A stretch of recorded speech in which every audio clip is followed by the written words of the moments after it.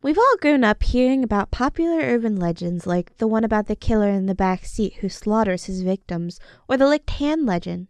But today we're going to discuss less popular urban legends that were interesting to say the least. The Navajo legend of the Skinwalker revolves around an evil creature with malicious intent who walks on all four. The legend states skinwalkers are able to change themselves into other people and animals to torment and inflict pain. The skinwalkers are said to be medicine men or witches who gained the highest power of priesthood but chose to use the power for wicked intent. In order to become a skinwalker, an act of evil must be committed, such as murdering family members. According to legend, if a skinwalker is seen and their identity is announced, the skinwalker will die slowly as they are punished by their evil actions. Various people on the net have claimed to have spotted skinwalkers. The Red Room curse starts with a pop-up that has a red door on it saying, "Did you like the Red Room?" After clicking on a series of questions, it is said your name appears at the bottom of a list with a bunch of other names, and that some may be recognizable as your friends. Legend says after this you are found dead of an apparent suicide, and your room is stained with blood. Some deem this legend true because of a 2004 Sasebo slashing that involved a 14-year-old girl murdering her best friend.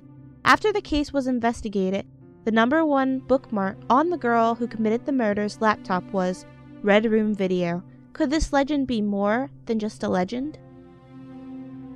The legend of the Mothman was documented in 2002's The Mothman Prophecies, but what's the story behind it? In 1966, the Mothman became mainstream after being shown on news after couples reportedly began seeing a man-sized bird creature. Gravediggers working in Clendenin also spotted the creature flying through trees above their heads. Many claimed the creature made noises and had bright glowing eyes. Some blamed the Mothman for taking their missing pet. Sighting of the Mothman continued until a devastating event occurred.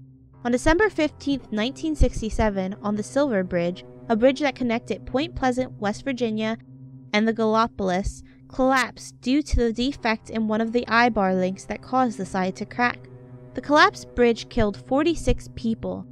It was said that the Mothman was seen by several people in the area months before the tragedy occurred. Many believe the Mothman was a premonition seen to predict the tragedy of the bridge collapsing. Some say the Mothman was even sighted before many large-scale tragedies such as 9/11. The legend says there were once people who were shorter than the average person who became employed by a circus. A cruel boss exploited them, leaving them fed up. To escape the circus people murdered him and moved into the woods where they set up their own society. It is said if anyone dare enter their village, they'll perform amputations, making the intruder a little person like them. Legend says only one person has escaped the village before, an albino child. The albino child supposedly protects the village. In 2006, a chain letter started detailing a story. The story goes, one night a mother and father decide to go out on a date, so they need to get a babysitter to watch their kid.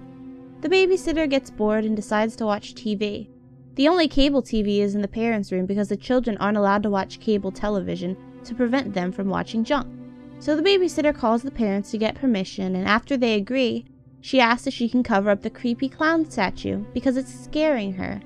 The line goes silent, and the babysitter and children are murdered by the clown statue. Variations of the story exist. In one case, the clown is a midget who escaped prison. In another case, the clown is a sex offender.